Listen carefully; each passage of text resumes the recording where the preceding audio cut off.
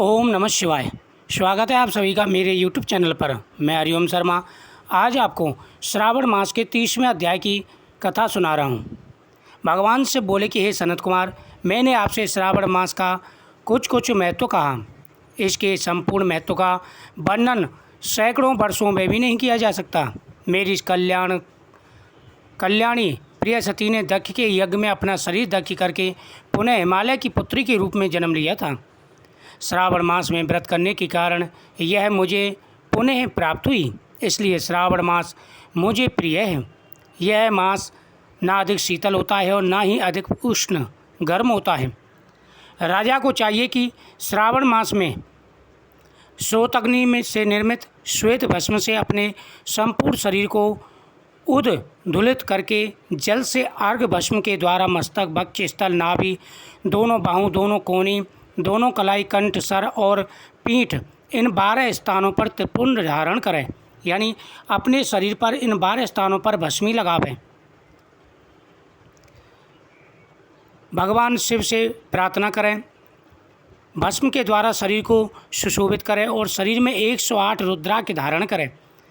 कंठ में 32 रुद्राक्ष, सर पर 22, दोनों कानों में 12, दोनों हाथों में 24, दोनों भुजाओं में 8-8, ललाट पर 1 और शिखा के अग्रभाग में 1 रुद्राक्ष धारण करें। इस प्रकार से करके मेरा पूजन कर पंचाक्षर मंत्र ओम नमः शिवाय मंत्र का जाप करें। हे विपेंद्र, श्रावण मास में जो ऐसा करता है वह मेरा ही स्वरूप है, इसमें संदेह नहीं करना चाहिए। इस मास को मेरा अत्यंत प्रिय मास जानकर केशव की तरह मेरी पूजा करनी चाहिए। इस मास में मेरी अत्यंत प्रिय तिथि अष्टमी भी आती है, जो मुझे विशेष प्रिय है। श्रावण कृष्ण अष्टमी को भाद्रपद अष्टमी समझना चाहिए।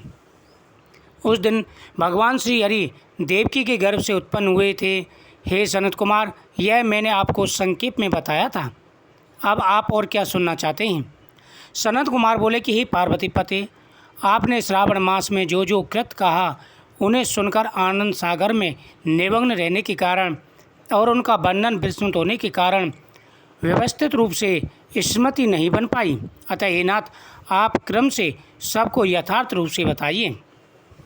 सावधानी से सुनकर मैं भक्तिपूर्वक उन्हें धारण करूँगा।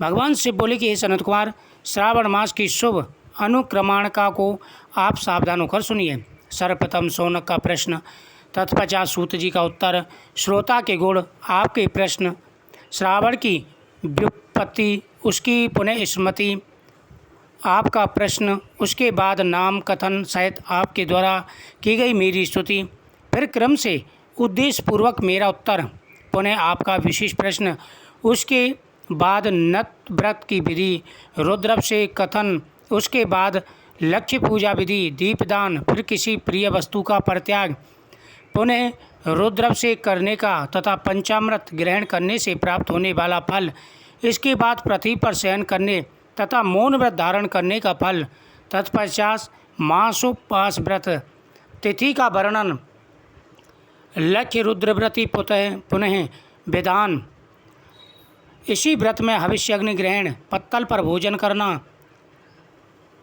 शाक त्याग, भूमि पर शयन करना, प्रातः स्नान और दम तथा सम का वर्णन, उसके बाद स्फटिक आदि लिंगों में पूजा, जप का फल, उसके बाद प्रदक्षिणा, नमस्कार, वेद पारायण, पुरुष सूक्त की विधि, उसके बाद गृह यज्ञ की विधि, रवि सोम मंगल के व्रत का विस्तार पूर्वक वर्णन, पुनः बुद्ध गुरु का व्रत करके उसके बाद शुक्र के दिन जीवंत का व्रत, ये संपूर्ण मैंने आपको विस्तार से बताया था। उसके बाद रोटक व्रत का महत्व है, औदंबर व्रत, स्वर्ण गौरी व्रत, दुर्गा गणपति व्रत, पंचमी तिथि में नाग पंचमी का व्रत, षष्ठी में सुदोपन व्रत, उसके बाद शीतला सप्तमी नामक व्रत, देवी का पवित्रारोपण, उसके बाद दुर्गा कुमारी की पूजा, आशा व्रत, उसके बाद दोनों एकादशियों का व्रत, पुनः श्री हरि का पवित्रारोपण, पुनः त्रयोदशी तिथि को कामदेव की पूजा, उसके बाद शिवजी का पवित्र धारण, उपाकर्म, उत्सर्जन तथा श्रवण कर्म, इनका वर्णन मैंने विस्तार से तुमसे कहा था।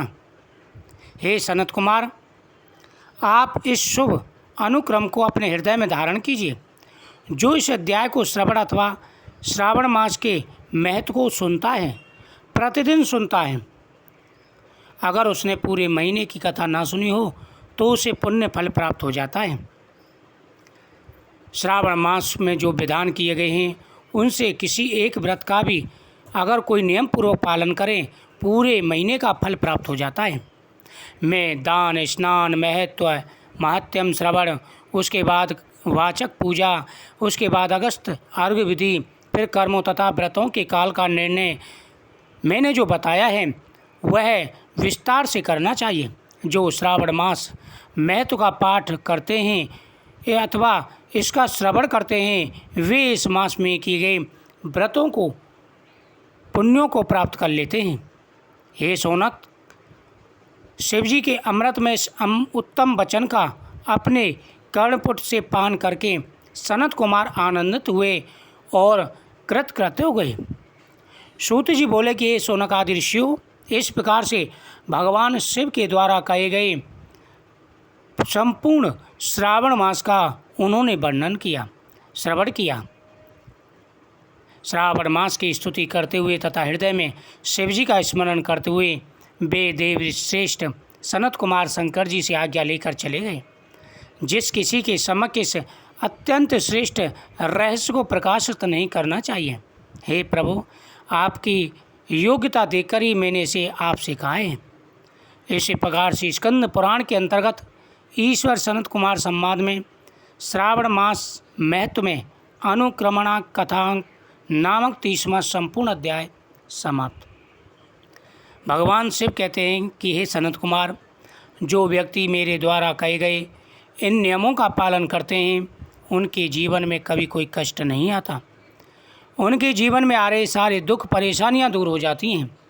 हे सनत कुमार, व्यक्ति को चाहिए कि प्रयत्नपूर्वक इनका संपूर्णता से पालन करें। जो व्यक्ति संपूर्णता से इनका पालन करते हैं वह भवसागर से तर जाते हैं। जब तक पृथ्वी लोक पर रहते हैं अनेकों प्रकार के सुख और वैभव उनको प्राप्त होते हैं, फिर अंत में मेरे लोक को आते हैं। हे सनत कुमार, मैंने तुम्हें संपूर्ण कथा सुनाई, संपूर्ण श्रावण मास का महत्व सुनाया। इस प्रकार भगवान शिव ने सनत कुमार को संपूर्ण विधि बताई और सनत कुमार ओम नमः शिवाय मंत्रों का जाप करते हुए वहाँ से चले गए। इस कथा को प्रतिदिन श्रवण करना चाहिए। भगवान शिव की असीम कृपा बनी रहती है, जीवन में आ रहे सारे दुख परेशानियाँ दूर हो जाती हैं। मुझे उम्मीद है आपको ये कथा बहुत ही सुंदर लगी होगी। वीडियो को शेयर करें, चैनल को सब्सक्राइब करें। ओम नमः शिवाय।